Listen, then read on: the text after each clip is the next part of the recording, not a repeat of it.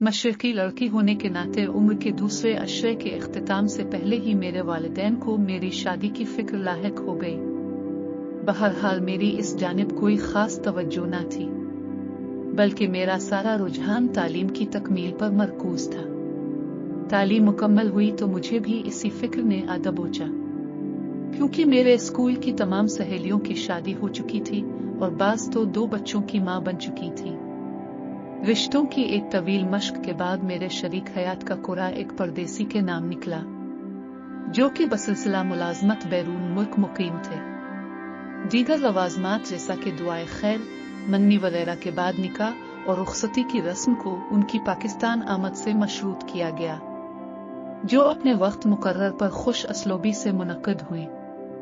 मेरे खावंद एक माह की रुखसत पर पाकिस्तान आए थे और उनकी आमद के 30वें रोज हमारी शादी हुई। दिन गुजरने का पता भी नहीं चला और उनकी रवानगी का दिन आ पहुंचा। हिजर की लंबी रातों ने आ जकड़ा। घर की दीगर ख्वातीन से भी ज्यादा मेरे खावंद मेरे मखसूस अयाम के बारे में मुतफक्किर थे। जैसे ही मैंने उन्हें इसकी शुरुआत का बताया तो उनका मिजाज ऐसे गमगीन हुआ जैसे कि फौतीदगी की इत्तला मिली हो। मुझे इस वक्त तक इस मामले की नजाकत समझ न आई, जब तक मुझे ये मालूम हुआ कि अब मुझे पूरा साल हाथ पर हाथ धरे बैठकर खावंद के वतन आने का इंतजार करना पड़ेगा।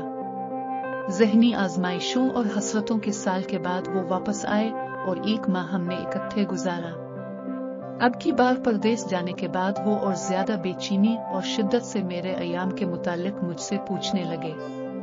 बदकिस्मती से मकसद पूरा न हुआ, लेकिन अब की बार उसे खुदा की मर्जी के बजाय मेरी गलती और बीमारी से मुंसलिक कर दिया गया।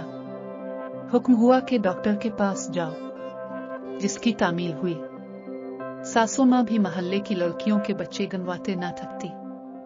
भारी भरकम दवाओं के थैले फांकने और खून पेशाब के टेस्टों में सारा साल गुजरा और जनाब की फिर आमद हुई, लेकिन नताइज पहले जैसे पाकर सीख पा हो गए और मामलात इतने खराब हो गए कि नौबत तलाक तक आ पहुंची।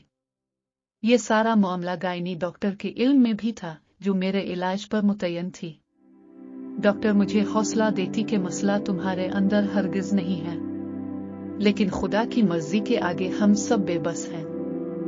डॉक्टर ने मुझे कहा कि तुम अपने खावंद से कहो कि वो भी अपना मादा तौलीद का तज्जियाती टेस्ट करवा ले, लेकिन मेरी मजाल के मैं उन्हें कहूँ। बहरहाल तीसरी बार जब वो घर वापस आए तो डॉक्टर ने मेरी सास को कहा कि अगली बार अपने बेटे को भी साथ लाएं। हम दोनों मियाँ बीवी डॉक्टर के रूबरू पेश हुए तो डॉक्टर ने मेरे खावंद को मज़कूरा मेडिकल टेस्ट करवाने का कहा, जिस पर उन्होंने हील व हुज्जत की कि मेरे साथ कुछ ऐसा मामला नहीं हो सकता।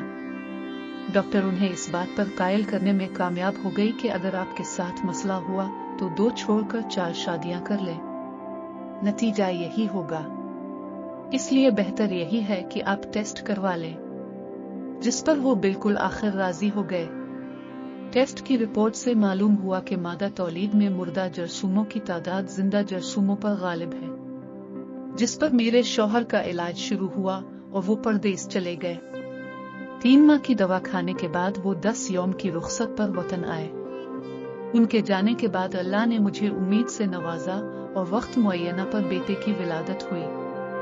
कहने का मकसद यह है कि दियार गैर में मुकीम नौजवान जब भी शादी के लिए वतन आए तो अगर बेहतर समझी तो ये मामूली सा मादा तौलीद का तज्जियाती मेडिकल टेस्ट करवा ले, ताकि हमारी तर्ज के 3 बेसमर आजमाइशी सालों से बच सकी।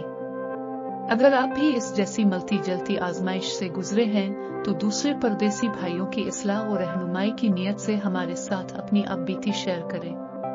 हम इसे नाम और मकाम की तब्दीली के बाद मुकम्मल राजदारी के साथ परदेसियों तक पहुंचाएंगे।